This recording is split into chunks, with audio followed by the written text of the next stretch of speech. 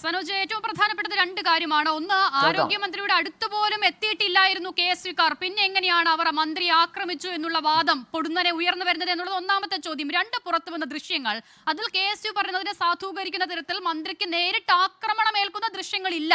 അപ്പോൾ പിന്നെ അവിടെ പ്രതിഷേധം നടത്തി മടങ്ങിപ്പോയ KSUക്കാർ എങ്ങനെയാണ് മന്ത്രിയെ ആക്രമിച്ചത് എന്നുള്ള വാദത്തിലേക്ക് എത്തുന്നത് എന്നുള്ളതാണ്.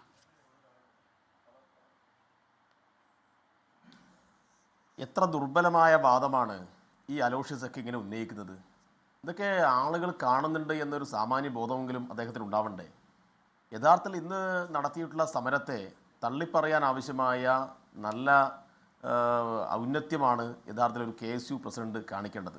ഇന്ന് വീണ ജോർജ് കണ്ണൂരിലെ പരിപാടിക്ക് പങ്കെടുത്ത് സ്വാഭാവികമായിട്ടും തിരിച്ച് ട്രെയിനിൽ പോവുകയാണ്. പോകുന്ന വഴിയിൽ സ്വാഭാവികമായിട്ടും പ്രകടനം വിളിച്ച് ആളുകൾ മുദ്രാവാക്യം വിളിച്ച് കരിങ്കൊടിയൊക്കെ കാണിക്കുന്നത് നമുക്കൊരു പ്രതിഷേധത്തിൻ്റെ ഭാഗമായി എടുക്കാം. ഇത് റെയിൽവേ സ്റ്റേഷനിൽ പതുങ്ങി നിന്ന് മന്ത്രിക്ക് നേരെ ചാടി വീണ് മന്ത്രിയെ ആക്രമിച്ച് കഴുത്തിന് കുത്തി പരിക്കേൽപ്പിച്ചിരിക്കുന്നു. മന്ത്രി ഇത് അത്യാസന്ന നിലയിൽ കണ്ണൂർ ജില്ലാ ആശുപത്രിയിൽ ICUവിൽ പ്രവേശിപ്പിക്കപ്പെട്ടിരിക്കുകയാണ്. എന്നിട്ട് നാണമില്ലാതെ ചർച്ചയിൽ വന്നിട്ട് മന്ത്രിയെ അടിക്കുന്ന രംഗമുണ്ടോ എന്നാണ് ചോദിക്കുന്നത്. മന്ത്രിക്ക് പിന്നെ ഒരു പരിക്കുമില്ലാതെ പോകാൻ പുറപ്പെട്ട മന്ത്രി തിരിച്ചു വന്ന് അഡ്മിറ്റായി എന്നാണോ ഈ അലോഷ്യസ് പറയുന്നത്?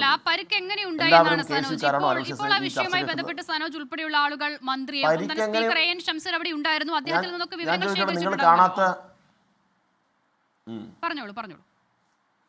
അല്ല, ഞാൻ ചോദിക്കട്ടെ, ഇപ്പൊ ഗോവിന്ദചാമി ജയിൽ ചാടുന്ന ആരും കണ്ടിട്ടില്ലല്ലോ. ഇപ്പൊ ചാടുന്നത് ആരും കാണാത്തതുകൊണ്ട് ചാടിയിട്ടില്ല എന്ന് പറയുമോ? നിങ്ങൾ എന്താണ് ഈ സാമാന്യ യുക്തിക്ക് നിരക്കുന്ന കാര്യത്തെക്കുറിച്ച് സംസാരിക്കൂ. ഈ അലോഷ്യസ് പറയുന്നത് അടിക്കുന്ന ആരും കണ്ടിനോ എന്നാ ചോദിക്കുന്നത്. നിരവധി ദൃശ്യങ്ങളുണ്ട്. മന്ത്രിയുടെ നേർക്ക് ആക്രോശിച്ച് അടുക്കുന്ന ദൃശ്യങ്ങളുണ്ട്. ആൾക്കൂട്ടമാണ്. പിന്നെ അതിനിടയിൽ പിന്നെ ക്യാമറയൊന്നും ഇല്ലല്ലോ സ്വാഭാവികമായിട്ട്. അപ്പൊ മന്ത്രിക്ക് ഗുരുതരമായ പരിക്ക് പറ്റിയിട്ടുണ്ട്. അതിന്റെ മെഡിക്കൽ റിപ്പോർട്ടൊക്കെ വരാനിരിക്കുകയാണ്. എന്തെല്ലാം പച്ചക്കള്ളമാണ് ഈ ചുരുങ്ങിയ സമയം കൊണ്ട് ഇറക്കിയത്. ഞാൻ പറയട്ടെ, ഞാൻ ഇപ്പം ആരോഗ്യമന്ത്രിയെ സന്ദർശിച്ചാണ് ഈ ചർച്ചയിലിരിക്കുന്നത്. ആരോഗ്യമന്ത്രിയുടെ കഴുത്ത് ഒരു ഭാഗത്ത് തിരിയാൻ പറ്റാത്ത വിധത്തിൽ നല്ല പരിക്ക് ആരോഗ്യമന്ത്രിക്കുണ്ട്. മുഖ്യമന്ത്രി സന്ദർശിക്കുന്ന സന്ദർഭത്തിൽ പോലും ഒന്ന് തല ഉയർത്തി നോക്കാൻ പോലും കഴിയാത്ത വിധത്തിൽ വേദന കൊണ്ട് പുളയുന്ന ആരോഗ്യമന്ത്രിയാണ് ഞാൻ നേരിട്ട് അവിടെ കണ്ടത്.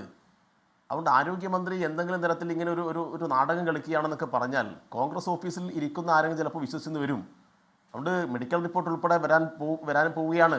ആവശ്യമായ ചികിത്സ നടന്നുകൊണ്ടിരിക്കുകയാണ്. ഇപ്പം എന്തെല്ലാം കളവ് പറഞ്ഞു. ഇപ്പോൾ കോൺഗ്രസ് നേതാക്കന്മാർ കാര്യമായിട്ട് പ്രചരിപ്പിക്കുന്നത് മന്ത്രിയുടെ കൈക്ക് പരിക്ക് പറ്റിയെന്ന് ആദ്യം പറഞ്ഞു, പിന്നീട് കഴുത്തിന് പരിക്ക് പറ്റിയെന്ന് പറഞ്ഞു. ആരാണ് പറഞ്ഞത് മന്ത്രിയുടെ കൈക്ക് പരിക്ക് പറ്റിയെന്ന്? ആരെങ്കിലും പറഞ്ഞോ? മന്ത്രി പറഞ്ഞോ? മന്ത്രിയുടെ കൂടെ നിൽക്കുന്ന ആരെങ്കിലും പറഞ്ഞോ? മന്ത്രിയുടെ ഗവൺമെൻറ് പറഞ്ഞിട്ടുണ്ടോ? പാർട്ടി നേതാക്കൾ ആരെങ്കിലും പറഞ്ഞിട്ടുണ്ടോ? അപ്പോൾ ആരും പറയാത്ത ഒരു കാര്യം കനകോലുവിൻ്റെ ക്യാപ്സ്യൂൾ വരങ്ങ് ഇറക്കുകയാണ്. എന്നിട്ട് മന്ത്രിയുടെ നേരത്തെ നിൽക്കുന്ന ഫോട്ടോ കാണിക്കുക. നേരത്തെ തന്നെ മന്ത്രിയുടെ കൈക്ക് ഒരു കറുത്ത പാടുണ്ട്. ആ കറുത്ത പാടാണ് ഇപ്പോൾ KSU അക്രമത്തിൻ്റെ ഭാഗമായിട്ടുണ്ടായത് എന്ന് മന്ത്രി പ്രചരിപ്പിക്കുന്നു, ഇടതുപക്ഷം പ്രചരിപ്പിക്കുന്നു, CPM പ്രചരിപ്പിക്കുന്നു എന്നാണ് പറയുന്നത്. ഞാൻ പറയുന്നത് മന്ത്രിയുടെ കൈക്കാണ് പരിക്ക് എന്ന് ഇതുവരെ ബന്ധപ്പെട്ട ഒരിടത്ത് നിന്നും ഒരു വാർത്തയും പുറത്തു പോയിട്ടില്ല. അപ്പോൾ ബോധപൂർവം കള്ളം പറഞ്ഞിട്ട് ഈ വിഷയത്തിൽ നിന്നും ആളുകളുടെ ശ്രദ്ധ തിരിക്കാനുള്ള നീക്കമാണ് ഇവർ നടത്തിക്കൊണ്ടിരിക്കുന്നത്. ഇത് അന്തസ്സുള്ള പരിപാടിയല്ല. ഇതിനെ ജനാധിപത്യ പ്രതിഷേധം എന്നല്ല പറയുക.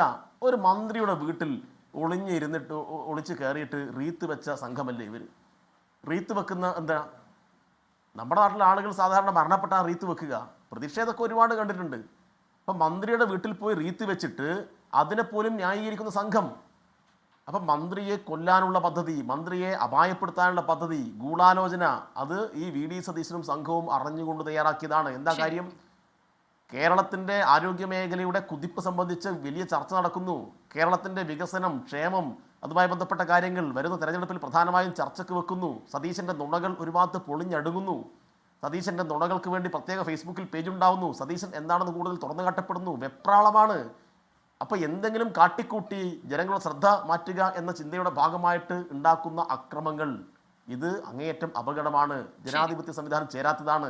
അപ്പോൾ ഇന്ന് കണ്ണൂരിൽ നടന്നത് യഥാർത്ഥ ജനാധിപത്യ സമരമല്ല. ഇന്ന് കണ്ണൂരിൽ നടന്നത് ഗുണ്ടായിസമാണ്. ഈ ഗുണ്ടായിസം, ഈ ക്രിമിനൽ പ്രവൃത്തിയെ തള്ളിപ്പറയേണ്ട രാഷ്ട്രീയ മര്യാദയാണ് ഈ അലോഷിയെ പോലെയുള്ള ഉയർന്ന നേതൃത്വം കാണിക്കേണ്ടത്. ആ പക്വത കാണിക്കുന്നതിന് പകരം അതും ഇതും വന്ന് പറഞ്ഞിട്ട് ചാനൽ ചർച്ചയിൽ ഇങ്ങനെ അപഹാസ്യരാവരുത് എന്നാണ് എനിക്ക് അഭ്യർത്ഥിക്കുവാനുള്ളത്. ലോകത്തെവിടെയായാലും ഏത് സമയത്തും 24 വാർത്തകളും ഓഗ്മെന്റഡ് റിയാലിറ്റി പാക്കേജുകളും എക്സ്പ്ലെയിനറുകളും വിശദമായി കാണാൻ ഞങ്ങളുടെ യൂട്യൂബ് ചാനൽ നിങ്ങൾക്ക് സബ്സ്ക്രൈബ് ചെയ്യാം.